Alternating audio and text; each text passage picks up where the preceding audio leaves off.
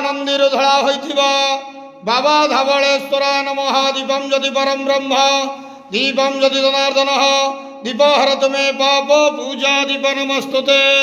धवलेश्वर महाप्रभु संसार सुखी रखंतु। आज शुभ शुक्रवार रे समस्त श्रद्धालु भक्त मान को आशीर्वाद करंतु। मनस्कामना पूर्ण करंतु। कर्म क्षेत्र उन्नति करंतु। ग्रहरिष्ट खंडन करंतु। जगतर मंगल करंतु। विश्वर कल्याण करंतु। आपणकर नाम प्रकाश करंतु। सेवकर डाक श्रवण करंतु। समस्त गुआवसा भक्त मानकर मनस्कामना पूर्ण करंतु। बाबा धवलेश्वराय नमः।